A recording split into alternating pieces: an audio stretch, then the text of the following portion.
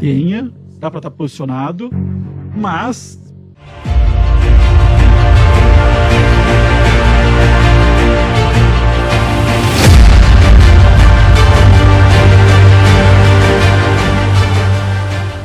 Agora, Rafa, o setor de varejo, né? A gente veio em um ano bem difícil, 2021 para 2022. Falando de uma ação, Magazine Luiza, que foi a queridinha ali em 2020, subiu muito durante o lockdown, pandemia, enfim. Ela se valorizou muito, porque enquanto todo mundo estava fechando as portas, o comércio online estava conseguindo trabalhar, então elas se valorizaram muito. Em 2021 para 2022, mudou o cenário, essas empresas caíram muito. Magazine Luiza chegou a cair 90%, 95%. Só que, com a inflação controlada e a possível redução da taxa de juros, a taxa Selic, se esperava que o varejo ia responder muito bem. Só que agora nós temos um governo de esquerda e a gente já está falando em talvez aumentar a taxa Selic, não reduzir. E a Magazine Luiza vem caindo, estava começando a respirar, voltou tudo para o zero. O que você acha do case Magazine Luiza? É uma oportunidade? É muito risco? O que você acha? Vamos lá, acho que essa é a caixinha ali do que o investidor pode pensar. Você tem aquela caixinha das empresas atrativas, conservadoras. Você tem aquela caixinha das empresas que são atrativas, mas tem risco alto, tem volatilidade. Então, nesse caso, Magalu, vamos falar dela aqui. Essa é a caixinha dela. E ela teve, de fato, esse movimento, essa porrada, né?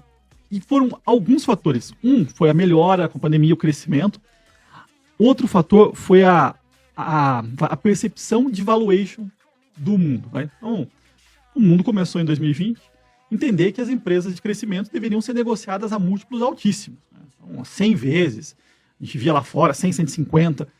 Isso puxou demais o valuation, né? O preço da ação da Magazine Luiza. Sem, de fato, ter tipo, não foi proporcional, né? O crescimento do lucro, não. Teve um aumento mesmo de múltiplo ali. Foi um re-rating.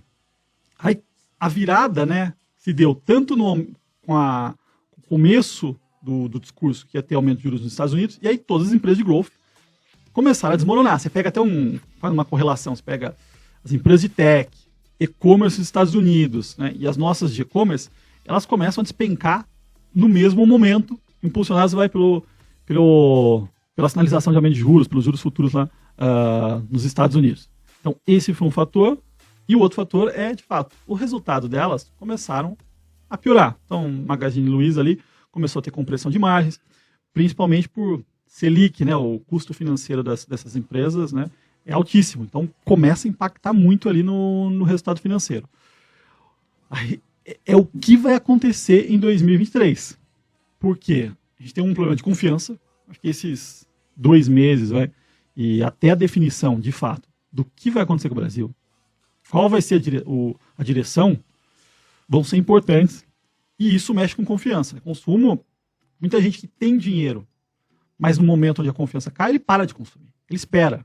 Então não é necessariamente que a gente precisa de renda, mas a gente tem um fator confiança que acaba impactando muito.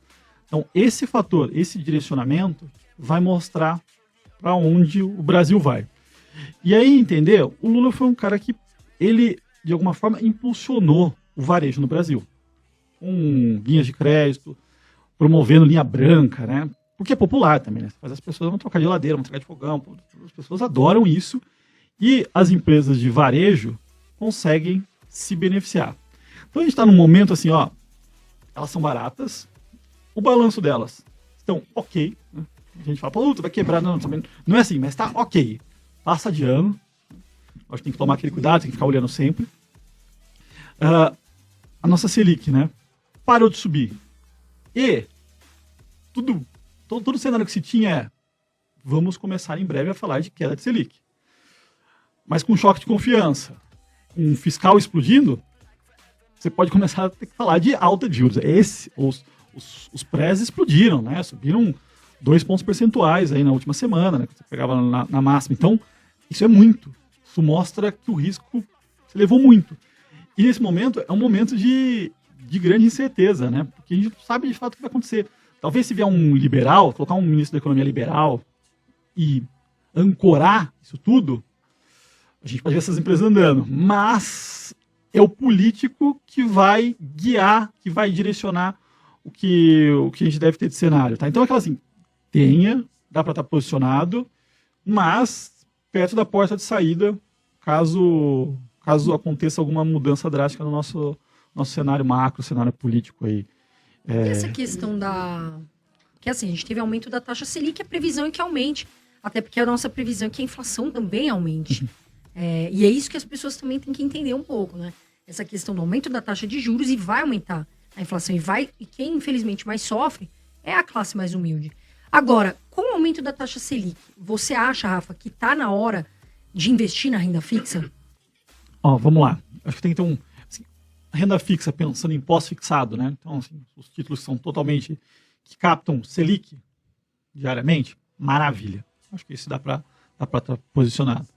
Pensar em títulos pré-fixados, que são aqueles que pegam a média daqui para os próximos anos, né? Então, pegam um pré-fixado 2030.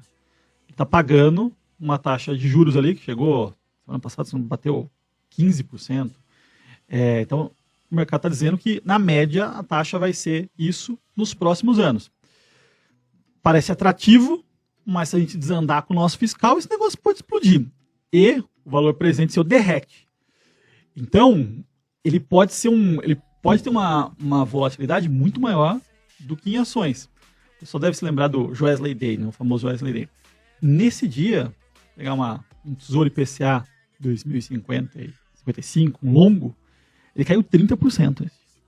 Lembro que grande parte do meu patrimônio estava nele, estava posicionado, mesmo que tinha regras, não podia estar posicionado em ações, só via fundos, derreteu 30%, enquanto o mercado não caiu 10%. Então, estar posicionado em títulos muito longos e com taxa pré ou juro real, né? Juro real é um pouco menos arriscado porque tem a âncora da inflação. Podem apresentar muita volatilidade nesse momento. Então, é tomar um cuidado. A gente está num momento delicado, assim, essas semanas, assim, até a definição de fato do rumo do Brasil é algo delicado. Acho que isso vem desde do início de novembro ali.